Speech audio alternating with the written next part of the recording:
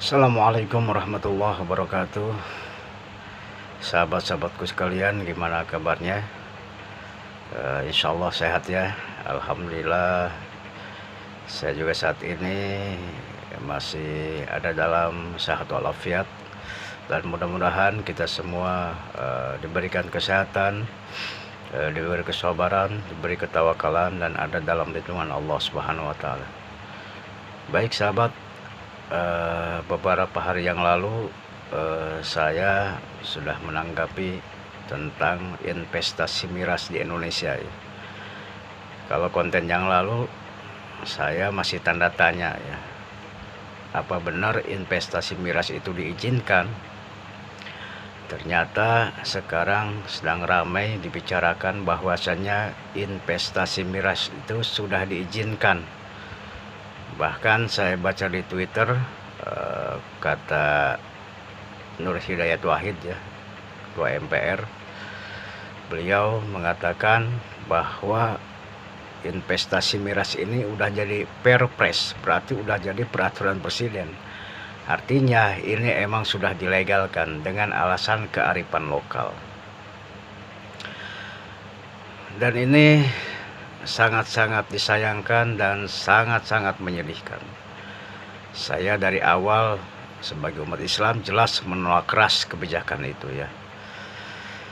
Kenapa?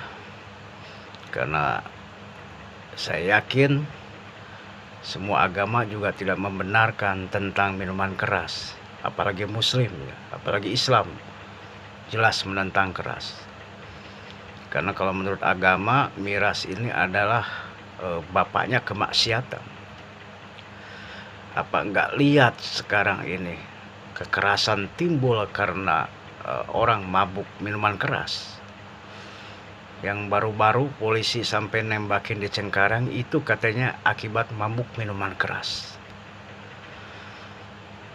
Dan sampai-sampai banyak Muslim sekarang, warga Muslim, mungkin non-Muslim juga, sekarang membuat tagline ya, menolak minuman keras.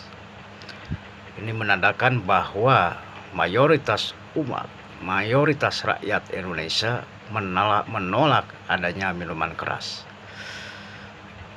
Dan ini harus jadi acuan bagi pemerintah, terutama Presiden Jokowi, untuk membatalkan minuman keras ini. Dan semua ormas besar, termasuk PBNU, Muhammadiyah, dan partai-partai Islam, termasuk MUI juga jelas-jelas menolak atas investasi miras ini.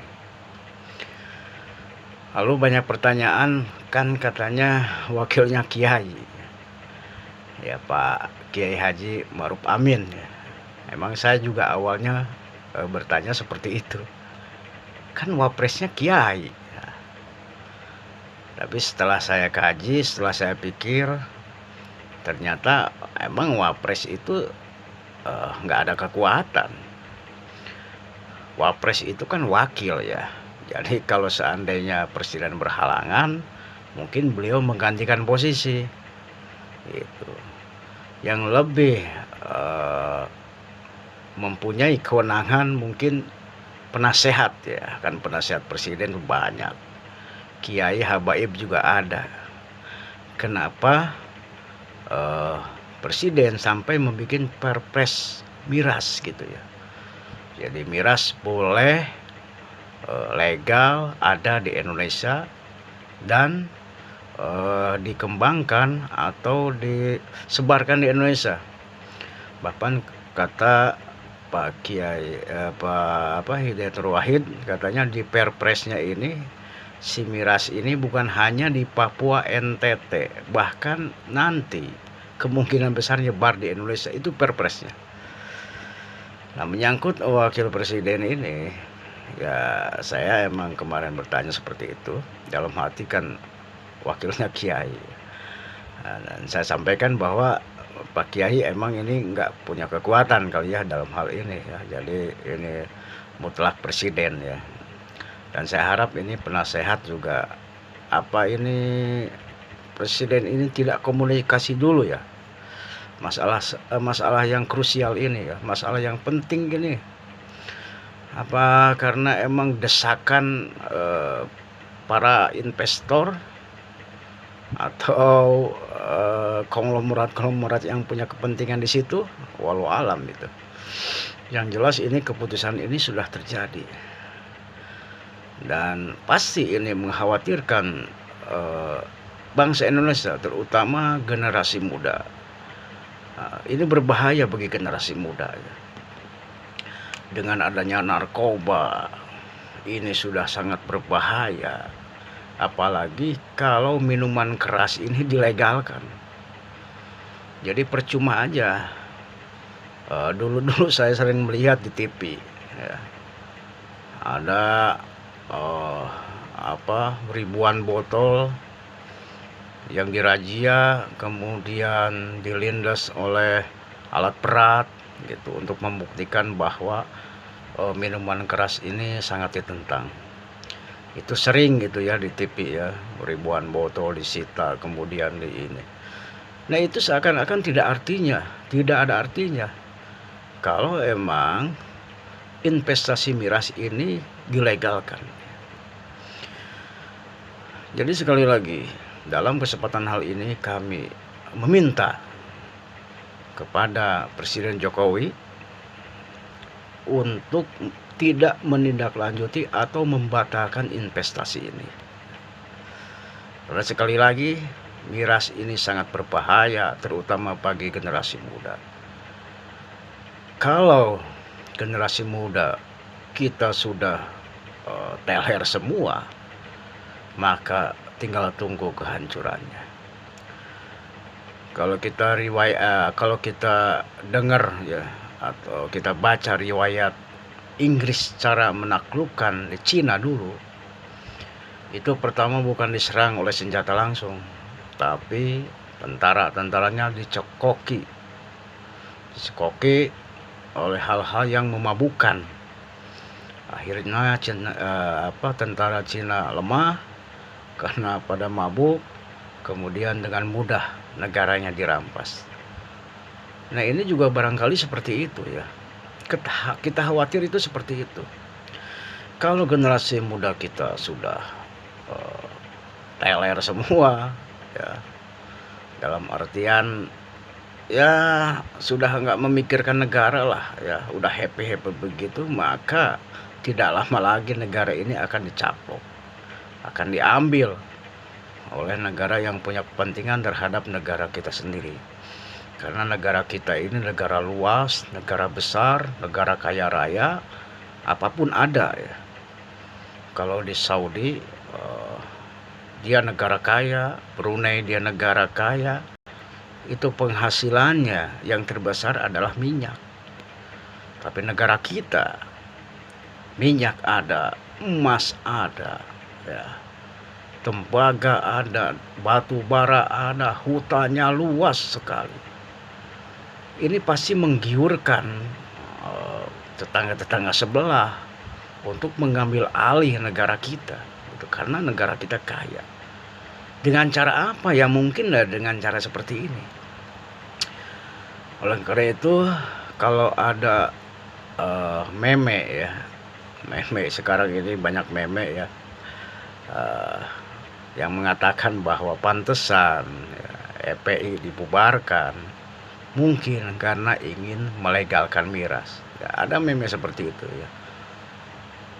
Jadi saya sangat menyayangkan sekali ya kalau ini betul-betul terrealisasi, kalau ini betul-betul terjadi ya.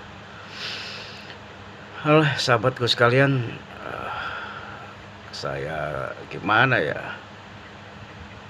greget gitu, sulit untuk mengatakan. Sulit sekali harus berbuat apa gitu ya. Kita ini rakyat biasa ya, rakyat miskin, rakyat bodoh.